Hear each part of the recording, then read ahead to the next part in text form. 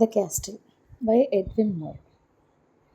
All through the summer at ease we lay, and daily from the torrent wall we watched the mowers in their hay, and the enemy half a mile away. They seemed no threat to us at all. இப்போ இந்த first ஸ்டான்ஸில் என்ன சொல்கிறாங்கன்னா, இது ஒரு எல்லா விதமான ஒரு summer டேலையும் நம்மளுக்கு எப்படி இருக்கும், ஒரு ஈஸியான ஒரு டே மாதிரி தான் போயிட்டுருக்கும். இதில் நாங்கள் எங்கேருந்து பார்க்குறோம், இப்போ நாங்கள் டெய்லி எங்கேருந்து பார்க்குறோம் அப்படின்னு சொன்னால், டாரண்ட் வால். இதுன்னா என்னதுன்னா, ஒரு கேஸ்டலில் இருக்கக்கூடிய ஒரு சின்ன டவர். அந்த இடத்துல இருந்து தான் இவங்க என்ன பண்ணுவாங்க, எல்லாத்தையும் வாட்ச் பண்ணுவாங்க. இவங்க என்னெல்லாம் வாட்ச் பண்ணுறாங்க அப்படின்னு சொன்னால், இந்த புல்வெளிகள், சமமான புல்வெளிகளில் வெட்டுறவங்க, இந்த கிராஸஸ்ஸு, அந்த பிரான்ச்சஸ் எல்லாம் ட்ரிம் பண்ணுறவங்கள எல்லாரையும் பார்க்குறாங்க. They also see even half a mile தாண்டி வரக்கூடிய எனிமீஸையும் தே கேன் சி ஃப்ரம் தேர். அதுக்கு பிறகு இதெல்லாம் என்னது, இதெல்லாம் ஒரு த்ரெட்டு கிடையாது இல்லையா. தள்ளி ஒரு இனிமே நாட்டுக்காரங்க அங்கேயும் உலாவுகிறது, இந்த கோட்டையை தாண்டி உலாவுறது பெரிய த்ரெட் ஒன்றும் இல்லை அப்படின்றது மாதிரி இவங்க ஃபஸ்ட் ஸ்டான்ஸில் சொல்கிறாங்க. Second stanza, for what we thought had we to fear with our arms and provender load on load, our towering battlements tire on tire, and friendly allies drawing near on every leafy summer road. Second ஸ்டான்ஸில் நாங்கள் எதுக்காக பயப்படணும், நாங்கள் பயப்பட வேண்டிய அவசியம் இல்லை, நாங்கள் மேலேருந்து தினமும் வாட்ச் பண்ணிகிட்ருக்கோம். வி ஹாவ் ஆர்ம்ஸ், எங்கள் கையில் நிறைய வெப்பன்ஸ் இருக்குது. அடுத்தது ப்ரொவெண்டர், ஃபுட்டு நிறைய இருக்குது. லோட்ஸ் ஆன் லோட்ஸ், நிறைய லோட்ஸ் ஆஃப் எங்ககிட்ட என்ன இருக்குது, டவரிங் பேட்டில்மெண்ட்ஸ். இது வந்து என்னதுன்னா, ஒரு பெரிய டவர்லேருந்து நாங்கள் எங்கேருந்து எனிமீஸை ஷூட் பண்ணக்கூடிய இடம்.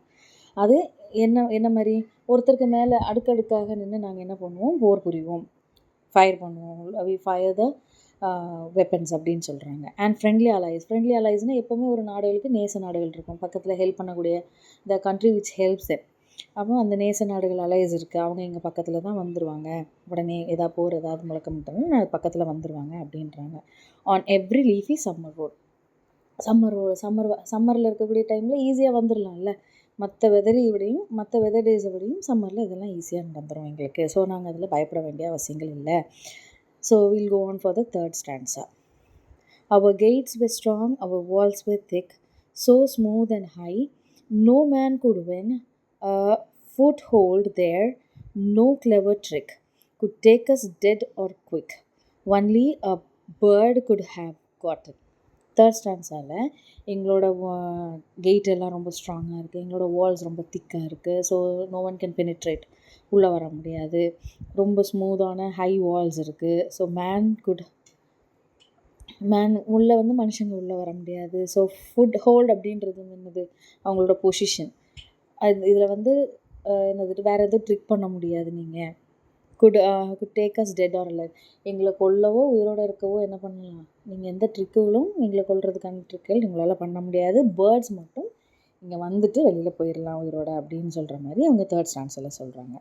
So next fourth stanza, coming to fourth stanza, what they're going to say is, what could they offer us for bait? Our captain was brave and we were true. There was a little private gate, a little wicket gate. The wrinkled wizard led them through. இதில் இப்போ என்னென்னா, நாங்கள் உயிரோடு இருக்கிறதுக்கான ஒரு சின்ன ஒரு இதில் வந்து யாரோ ஒருத்தர் வந்து என்ன பண்ணுறாங்க, they were betraying us. அப்போ எங்களோட கேப்டன் வந்து ரொம்ப பிரேவ், எங்களோட படை வீரர் வந்து ரொம்ப தளபதி வந்து ரொம்ப ரொம்ப என்னது, ரொம்ப பிரேவானவர். நாங்களும் அவரோட சோல்ஜர்ஸ் எல்லாருமே எப்படி, ரொம்ப உண்மை உள்ளவங்க. அவர் சொன்னதை கரெக்டாக செய்வோம், நாங்கள் யாரையும் காட்டி கொடுக்க மாட்டோம். அந்த ஒரு காட்டி கொடுக்கக்கூடிய மனப்பான்மை எங்களுக்கு கிடையாது. இதில் இந்த கேஸ்டல்லே என்னது, ஒரு ப்ரைவேட் கேட் இருக்குது. அதை ஒரு விக்கெட் ஆனால் ஒரு ஓல்டு மேன் என்ன பண்ணுறாரு, காட் பண்ணிகிட்ருக்காரு. ஸோ இவர் என்ன பண்ணுறாரு, அந்த கேட்டை திறந்து உள்ளே விடுறாரு அப்படின்ற மாதிரி இதில் முடிக்கிறாங்க.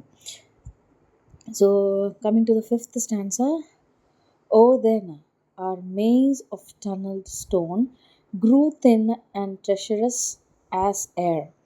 The cause was lost without a groan, the famous citadel overthrown, and all its secret glaciers bare. இதில் என்ன சொல்லிட்டாங்கன்னா, இந்த மேஸ் அப்படின்ற வார்த்தை வந்து எப்படின்னா, ஒரு ஒரு கேஸ்டலுக்குள்ளே போகிறீங்க அப்படின்னு சொன்னால் வழிகள் எல்லாமே வந்து இப்போ நம்ம வீட்டில் இருக்கிற மாதிரி இந்த பக்கம் போய் ரைட் லெஃப்ட் போய் தான் வீட்டிலோட மாஸ்டர் பெட்ரூம் வந்துடும், ஸ்டோர் ரூம் உள்ள இருக்கும் அப்படின்ற மாதிரி ஈஸியாக இருக்கும் இல்லையா. இங்கே அப்படியெல்லாம் இருக்காது. There is no ease. எப்போவுமே கன்ஃபியூஷனாக தான் இருக்கும். இந்த ரூம்குள்ளே போனால் அந்த ரூம்குள்ளே வந்த மாதிரி இருக்கும், திருப்பி அதே சுற்றி ஒரே இடத்துக்குள்ள வர மாதிரி தான் இருக்கும். ஸோ தே ஷுட் பி எப்போவுமே அந்த கேஸ்டில் வந்து மெஸ்ஸியாக தான் இருக்கும், ஒரு கன்ஃபியூசிங் பார்த்தோட மாதிரி தான் இருக்கும்.